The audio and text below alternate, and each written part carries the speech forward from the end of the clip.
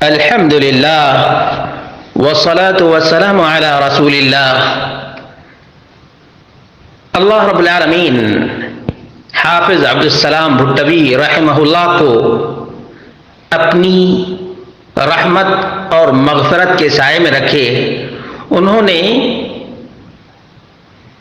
سورہ اخلاص کی جو تفسیر بیان کی ہے وہ توجہ طلب ہے۔ دل چاہتا ہے کہ آپ سامعین تک بھی یہ عظیم ترین اور اہم ترین تفسیر پیش کر دوں۔ چنانچہ اللہ رب العالمین نے فرمایا لم یلد ولم یولد، اللہ نہ کسی کا باپ اور نہ کسی کا بیٹا، وہ خالق کائنات، مالک ارض و سما، مدبر الکون اور تمام تر مخلوقات کا رازق بھی ہے، مصرف بھی ہے، مدبر بھی ہے۔ چنانچہ وہ تفسیر کرتے ہیں لم یلد ولم یولد میں نصرانیوں کا رد ہے جو عیسیٰ علیہ السلام کو اللہ کا بیٹا مانتے ہیں۔ یہودیوں کا رد ہے جو عزیر علیہ السلام کو اللہ کا بیٹا مانتے ہیں۔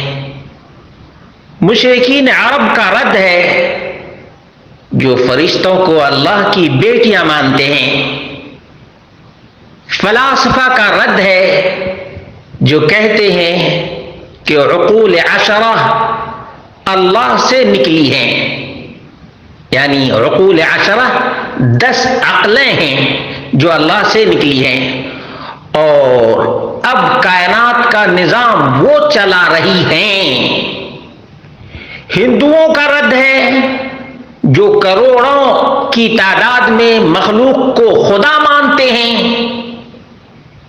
اور ان مسلمان کہلانے والوں کا بھی رد ہے جو کہتے ہیں نبی کریم صلی اللہ علیہ وسلم اور ائمہ اہل بیت اللہ تعالی کے ذاتی نور سے پیدا ہوئے ہیں۔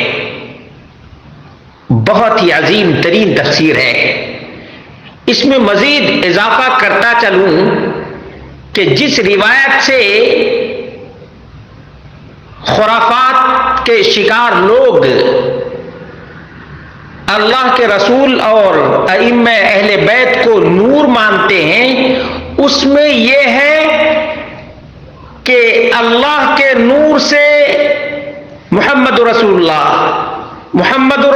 کے نور سے فلاں و فلاں، اور پھر پوری دنیا اللہ کے رسول صلی اللہ علیہ وسلم کے نور سے، یعنی نوری ہی مخلوق ہے، کوئی طینی مخلوق نہیں۔ وہ آیات جن میں اللہ رب العالمین نے یہود کے عقیدے کا ذکر کیا ہے، نصارہ کے عقیدے کا ذکر کیا ہے، مشرکین عرب کے عقیدے کا ذکر کیا ہے، اس ترتیب سے سنیں۔ وقالت اليهود عزير ابن الله وقالت النصارى المسيح ابن الله، سورہ توبہ کی آیت نمبر 30 ہے۔ یہودیوں نے عزیر کو اللہ کا بیٹا کہا، کرسچن نے مسیح علیہ السلام کو اللہ کا بیٹا قرار دیا۔ مشرکوں نے کہا وَيَجْعَلُونَ لِلَّهِ الْبَنَاتِ سُبْحَانَهُ وَلَهُم مَّا يَشْتَهُونَ، سورۃ النحل آیت نمبر 57۔ اللہ رب العالمین بیٹا، بیٹی، بیوی، بچے سے پاک ہے، وہ خالق کائنات ہے، رب السماوات والارض۔ اللہ اکیلا تنے تنہا معبود بھی ہے، مسجود بھی ہے اور مدبر الکون بھی ہے۔ اللہ رب العالمین کی ذات کا حصہ نہ کوئی مخلوق ہے اور نہ ہو سکتی ہے۔ جتنے بھی اللہ رب العالمین شریک ٹھہرانے والے ہیں وہ تمام کے تمام مردود ہیں، مردود۔